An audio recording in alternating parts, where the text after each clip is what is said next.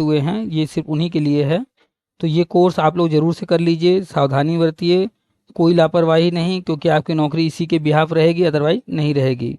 और हम लगातार बता रहे हैं, बीएड फिर से प्राइमरी में वैलिड होने जा रहा है। वो संसद से पास होना है। मानसून सत्र में तो नहीं हुआ वो बिल पेश, लेकिन अब उम्मीद है कि शीतकालीन सत्र में वो बिल पेश होगा। तो एनसीटी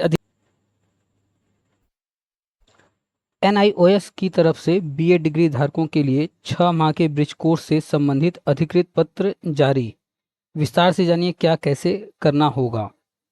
तो जो लोग बीएड किए हुए हैं और कार्यरत शिक्षक हैं वर्तमान में, और जिनकी नियुक्ति जो है सुप्रीम कोर्ट ऑर्डर जो 11 अगस्त 2023 को आई थी उससे पहले हो गई थी, उनके लिए एनआईएस जो है ब्रिज कोर्स लेकर के आ रहा है और कराने जा रहा है। तो उसमें क्या क्या चीज़ें हैं, आइए विस्तार से समझते हैं। समिति ने निर्णय लिया कि राष्ट्रीय मुक्त विद्यालय शिक्षा संस्थान एनआईओएस को प्राथमिक शिक्षक शिक्षा में 6 माह के प्रमाण पत्र पाठ्यक्रम ब्रिज कोर्स को ODL mode, online distance learning ODL mode के माध्यम से संचालित करने के लिए मान्यता दी गई है, निम्नलिखित शर्तों के साथ। तो एनआईएस को ये कोर्स कराने के लिए मान्यता दे दी गई है और कुछ शर्त दिए गए हैं उन शर्तों के साथ। आइए देखते हैं क्या है वो शर्त। पहली जो शर्त है वो ये है कि यह पाठ्यक्रम केवल उन प्राथमिक शिक्षकों के लिए होगा जिन्हें एनसीटी की अधिसूचना दिनांक 28/6/2018 में 28/6 को एनसीटी एक लेटर जारी करता है और बीएड को प्राइमरी में वैलिड करता है। तो एनसीटी का जो गजट आया था 2018 में 28/6 को आया था, तब से लेकर के अनुसार बीएड डिग्री के साथ नियुक्त किया गया था।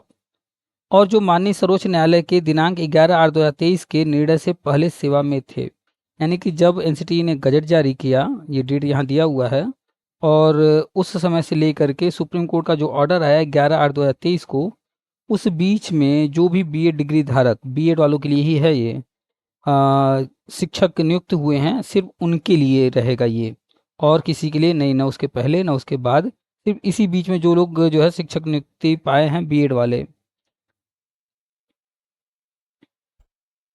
दूसरा पॉइंट, उपरोक्त बिंदु 1 में इसकी बात की जा रही है, उल्लिखित शिक्षक इस एक मुश्त अवसर का लाभ उठा सकते हैं। एक मुश्त अवसर यानी कि एक ही बार अवसर मिलेगा, क्योंकि माननीय सर्वोच्च न्यायालय ने निर्देश दिया है कि यदि कोई उम्मीदवार निर्धारित समय सीमा में पाठ्यक्रम में भाग लेने और उसे पूरा करने में विफल रहता है तो उनकी नियुक्ति अमान्य हो जाएगी। सुप्रीम कोर्ट का जो ऑर्डर है, ऑर्डर पर हमने वीडियो बनाया था, आपने शायद देखा होगा। खैर, तो इसमें जो है ये कहा गया है स्पष्ट कि जो ये कोर्स है वो बीएड वालों को करना है और इस समय में जो नियुक्ति पाए हैं उन्हें ही करना है, और एक मुश्त अवसर दिया जाएगा, क्योंकि ये बात सुप्रीम कोर्ट ने स्वयं कहा है कि निर्धारित समय सीमा में पाठ्यक्रम में भाग जो लेगा और उसमें जो सफल होगा तो उनके लिए ही, बस उनका ही मान्य होगा, और अगर कोई विफल रहता है तो उनकी जो नियुक्ति है, जो अभी तक वो नौकरी कर रहे हैं, वो नियुक्ति ही रद्द कर दी जाएगी, अमान्य घोषित कर दी जाएगी। यानी कि जो भी लोग बीएड वाले हैं इस दौरान नियुक्ति पाए हैं, उनको इस कोर्स को हर हाल में कंप्लीट करना होगा, पास करना ही पड़ेगा। तीसरा शर्त यह है कि भाग लेने वाले शिक्षकों को एनआईएस के पाठ्यक्रम शुरू होने के 1 वर्ष के भीतर पाठ्यक्रम पूरा करना होगा। जैसे ये पाठ्यक्रम शुरू होगा तो इसमें आप जब भाग लेंगे, पार्टिसिपेट करेंगे, तो उसके 1 साल के अंदर आपको हर हाल में इस पाठ्यक्रम को पूरा करना होगा।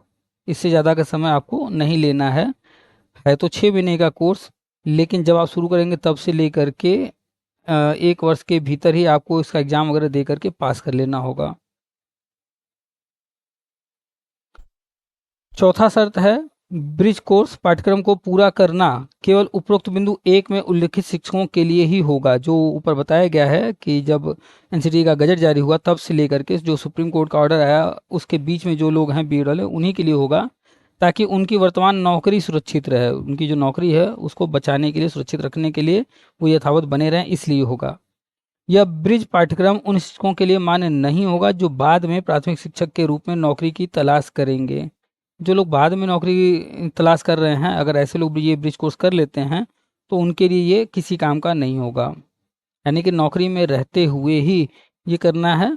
तो उस दौरान एक समय निर्धारित किया गया है कि गजट जारी होने से सुप्रीम कोर्ट ऑर्डर आने के बीच में ही आपने ये नियुक्ति पा लिया हो, उनके लिए ही सिर्फ है।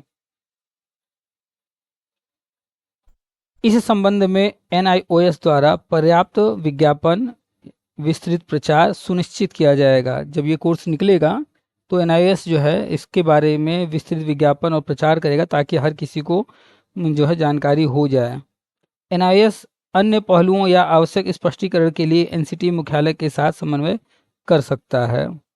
तो जो NIOS है वो इसका प्रचार प्रसार करेगा, और अन्य कोई भी पहलू होगा, कोई आवश्यक स्पष्टीकरण होगा, तो वो NCT मुख्यालय के साथ समन्वय कर सकता है। इस वक्त हम NCT के वेबसाइट पर हैं और जो रिसेंट अनाउंसमेंट्स हैं वो पेज हमने ओपन कर रखा है। जब इसमें आप जाएंगे थोड़ा सा नीचे तो यहाँ पर आपको ब्रिज कोर्स दो जो है PDF यहाँ मिलेंगे। इन दोनों में क्या है हम आपको दिखा दे रहे हैं, अभी हमने उसी का हिंदी अनुवाद करके जो है आपको दिखाया है। तो चलिए आपको वो लेटर दिखाते हैं जिसका अनुवाद था। ये वो लेटर है जिसका हिंदी अनुवाद आपके सामने अभी प्रस्तुत किया गया। इसमें से मुख्य पॉइंट हमने जो है आपको दिखाया। सुप्रीम कोर्ट का जब ऑर्डर आया था उसके बाद ये लेटर जारी किया गया था 7/4/2025 को, और इसका जो मुख्य पॉइंट है, निम्न शर्त जो मुख्य शर्तें हैं वो यहाँ पर दी गई हैं, और इन्हीं शर्तों का हिंदी अनुवाद आपके सामने अभी हम आपको बता रहे थे। तो आप यदि ये लेटर देखना चाहते हैं तो NCT की साइट पर आकर के डाउनलोड कर लीजिए। यहाँ पर एक जगह एक डेट जो है मिसप्रिंट हो गया है, 28/11/2023 यहाँ लिख गया है। तो बाद में एक और लेटर जारी किया गया इसमें संशोधन करने के लिए, वो लेटर भी हम आपको दिखा दे रहे हैं। ये 28/11/2023 नहीं होगा, यहाँ पर 11/8/2023 होगा।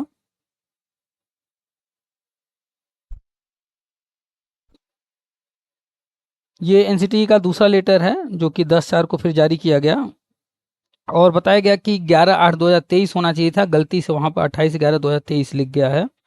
तो दूसरा लेटर भी आपके सामने है, ठीक है।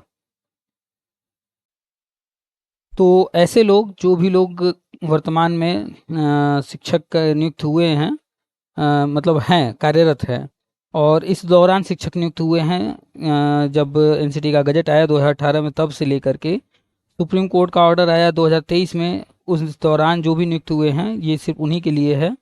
तो ये कोर्स आप लोग ज़रूर से कर लीजिए, सावधानी बरतिए, कोई लापरवाही नहीं, क्योंकि आपकी नौकरी इसी के बिहाफ रहेगी, अदरवाइज नहीं रहेगी। और हम लगातार बता रहे हैं B.Ed फिर से प्राइमरी में वैलिड होने जा रहा है। वो संसद से पास होना है, मानसून सत्र में तो नहीं हुआ वो बिल पेश, लेकिन अब उम्मीद है कि शीतकालीन सत्र में वो बिल पेश होगा।